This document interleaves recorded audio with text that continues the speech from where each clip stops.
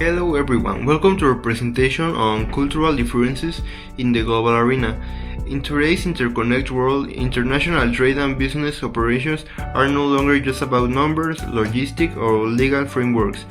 Success depends heavily on human interaction. When companies cross borders, they encounter distinct mindsets, values, and communication styles. Failing to understand these nuances can completely ruin a business opportunity, while mastering them opens doors to successful long-term partnerships. Today we will break down the essential components of cultural differences, exploring how identify communication barriers, physical space, and behavioral protocols shape multicultural negotiation modeling.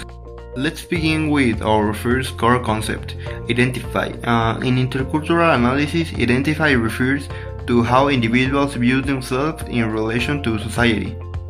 This is deeply ensured in the spectrum between individualism and collectivism. In highly individualistic society, such as the United States or Western Europe, the cultural identity centers on the personal achievement, autonomy, and direct independence are highly valued. In business, this means decisions are often made quickly by individuals, and contracts are based strictly on legal and financial merits. On the other hand, in collectivism cultures frequently found across Asia, Latin America, and the Middle East, identify is rooted in the group. Loyalty, harmony, and saving face are critical in this environment.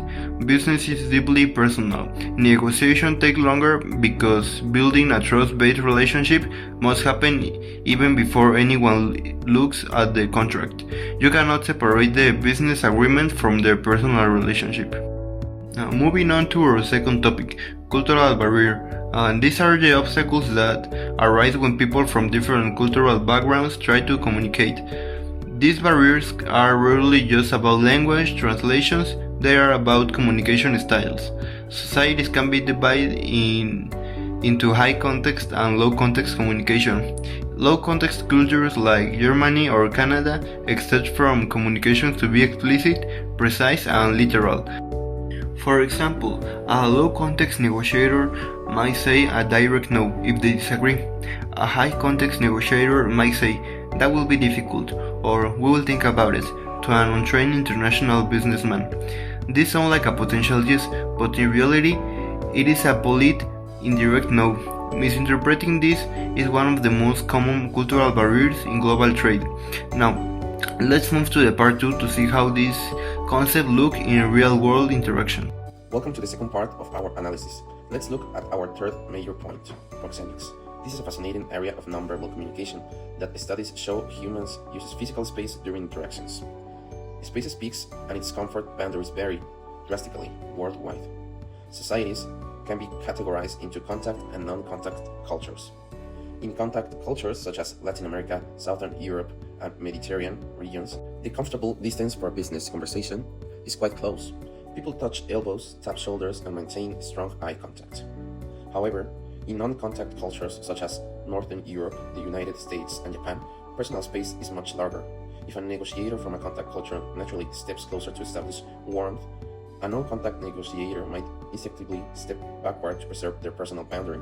This silent dance can create unintended tension, making one part seem aggressive or the other seem cold or distant. To apply this knowledge effectively, let's look at a practical intercultural analysis through a quick list of general do's and general don'ts for multicultural interactions. Do invest time in learning local etiquette. For instance, in Japan, do exchange business cards with both hands and treat the card with extreme respect. Do not slide it across the table or write notes on it. Do adjust your punctuality expectations. In Germany or Switzerland, arriving even 2 minutes late is highly unprofessional. In Latin American or African regions, schedules are more fluid and flexibility is expected.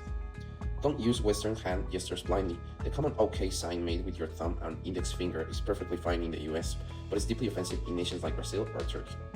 Do not jump straight into business talk during an initial meeting in cultures that value relationship building.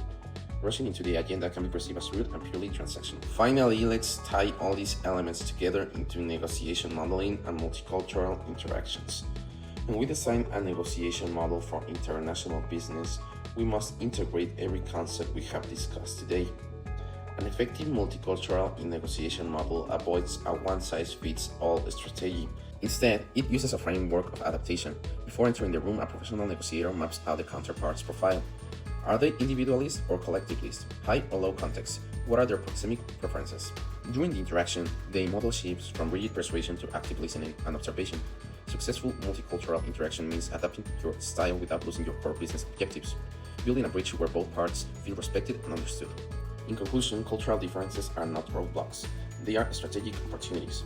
By mastering identity traits, overcoming communication barriers, and respecting proxemics, adhering to behavioral protocols, and utilizing adaptive negotiation modeling, we can ensure our international business ventures thrive. Thank you very much for your attention.